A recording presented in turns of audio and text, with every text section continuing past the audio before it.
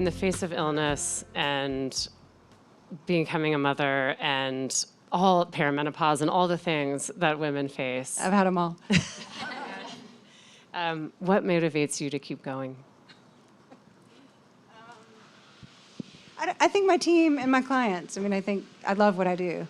But back to the earlier question, I think it's also, I think the most important thing is building a team out that is better at everything than you are.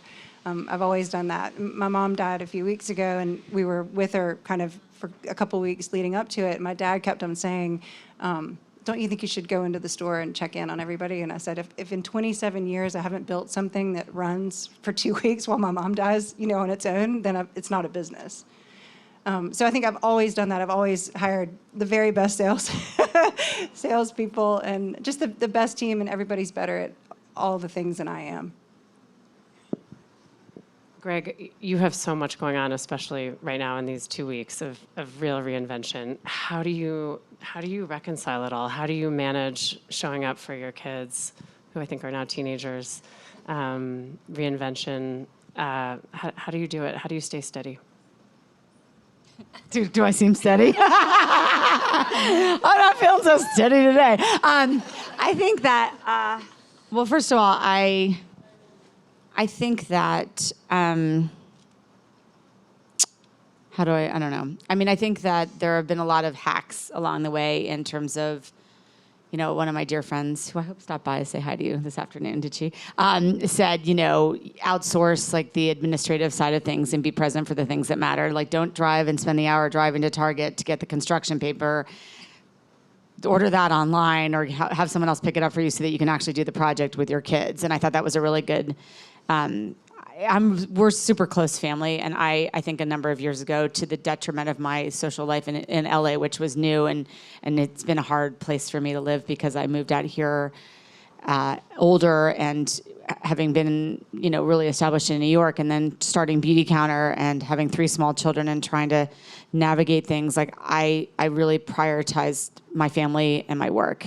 My Mark would say I prioritized my kids and my work. And I'd say, you're lucky you're here. But anyway, I'm joking. But I do love him very much. But I do think that, I don't know, I think it's like the little things. Like, I've always said to people, and Megan knows this because she worked with me for 9 years. I said 8 earlier. She reminded me it was 9. But, if anyone knows me that works with me knows that I will always, every single time, pick up the phone if my children call. Every single time. And I don't care if I was sitting with the President of the United States, which I wasn't, but if I were, no matter how important the meeting is, I always say, I'm sorry, this is something that I'm not even sorry. I pick up the phone for my children. So I think it's finding that in those moments where you're really crazed is, some of me people went to Canyon Elementary school with me and my kids, and I would say things like, when they'd say, let's meet for coffee after drop-off, I got comfortable saying, like, it's not going to ever happen, and it's not because I don't think you're a nice person. I just can't handle it all right now, so all I can focus on is my children and my husband and my kids, and if my social life worked with that, then that was great. Otherwise, I probably didn't see people very much. I think I took life down a notch, because I don't think you can do it all at the same time. And there are going to be moments in my life where I can be really social again. And there are moments when you just have to focus on family or your children. You all are doing that every day. And I think if you try to do everything perfectly at every moment of the life, you're just going to be frazzled constantly. But if you give yourself permission to say, at this moment, I'm going to focus on these things that matter at this moment, because life hopefully is long, then you can stay kind of somewhat balanced. Taking that long view. Yeah. Yeah. And I take a bath every single night. Sorry, I'm in California. I know. And that calms me down every single night, even when I'm overserved. I need to get in the bath and then read a few pages of books so I can calm down. Beautiful. Anya, you had a brilliant Christmas time family hack with your children, I think in a moment of overwhelm with all 5 children. Would you share that hack? I think it was so smart. Do you remember? It was when you didn't know what to buy for each child, and so instead... So we actually, I mean, it sounds really mean, doesn't it? But it's just being practical. I think the overarching, I'm going to frame it so it doesn't sound like I'm a terrible mother, which I am mostly. A terrible mother to 5 poor children. Not true. But you actually have to be kind to yourself as well and be realistic about what you can manage. And I know that I have quite my social batteries are not great, and I think you really do need to be, quite sensible. You need to actually put in little stepping stones into your diary to give yourself breaks, and be as kind to yourself as you would to a colleague. And that's something that often makes me stop and think that actually that's quite important as well. I think it's really important to sort of share with your kids that you're in a state of overwhelm. They actually understand, and they're really kind when you do. And when you're in a state of overwhelm at Christmas, having framed that a bit, do you see where I've gone there? I realised that shopping for 5 children, trying to get the equal amount of excitement and the equal sort of, parity in terms of generosity was quite tricky, actually. And so, a box of Lego was super exciting for one child, and the other one wanted, probably, I don't know, an incredibly expensive laptop or something, and trying to kind of get it all right. And in the end, we actually came up with a system, so it's just a hack, which we called the Christmas contract. Obviously, we're in business. And when the children got to a certain age, not when they were little, but we would we thought, quite a funny contract, which was saying we put the same amount of money into each of their bank accounts on the 1st of December, and they could...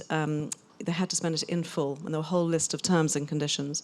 If they didn't spend it, it would go to, this year, a donkey sanctuary, or it might be some other lovely charity. And they would essentially have the most wonderful time buying their own Christmas presents. And they spent hours getting the right deal or buying the right lens for their camera. They had to give the presents to us before Christmas, not open them, and feign huge surprise on Christmas morning. And we still do it to this day, and they're now 35, they're like, we got the Christmas contract, So the point is, it's actually basically saying do your own Christmas shopping, actually. But the fact is, they loved it, it worked for us, it meant that we didn't have a million unnecessary presents, and so you have to find your way through in a sensible way. Beautiful. Laura, how has mothership I was like, I influenced... definitely don't remember the question. I'm going to ask you a new one. You're not jet lagged. How has mothership influenced your approach to work? I only have one, and that's a lot. But she's I think having grown up in a place where I didn't see women working, it was really important for me to show her what that looked like, and that it made me really happy. And even in those times when, I felt desperate and I was in Antwerp in the rain and miserable, I was like, I'm doing this. But yeah, I think that. And I think, when she did say something when we dropped off at college, she said, you weren't there that much. But she said, I'm really proud of you, and I'm really, I learned so much from watching this. She must have a great wardrobe. Yeah, she does, yeah. I mean, not for me. She's a thrifter. She's a thrifter, yeah. I actually like what you just said, because I think it's something that I've often, someone gave me this piece of advice, and I've tried to pay it forward to other women who are navigating careers with children, is, I used to say to my kids, like, Mom has 3 jobs. First and foremost, I'm your mom. Second, I'm daddy's wife. And third, I'm the CEO of Beauty Counter. And I love all 3, and I'm good at all 3, and I really care about you. And not apologizing, like, even if you do need to work because you need to earn an income, not telling them that. Just say, actually, I do it because I love it. And it's important to me, and it's a part of me. And I hope you can understand that while I might not always be at pickup, or, I wasn't always around either. But again, trying to be there for the important moments, that I'm doing something that I'm good at, that I care about, that brings me joy. And actually, when they do get older, even though they may miss you in the moment, they are really proud, and you've shown them through example that they can be totally loved, and also you're also pursuing something that is important to you. And I think oftentimes, as women, we're asked to choose. You can either be a great spouse and mother, or you can be a career person. And I think that every choice that a woman makes in terms of how they raise their family is the right choice for their family. And it's also okay to do both. It's okay. It doesn't have to be an either or. Interesting. My mother-in-law gave me one bit of advice, which is amazing, frankly, and in itself. And We're on a podcast. Yes, she's no longer with us, so I'm safe. But she was amazing, and she said, "If you are happy, your children will be happy." And I thought that was a very generous thing to say, actually, and I think it's true.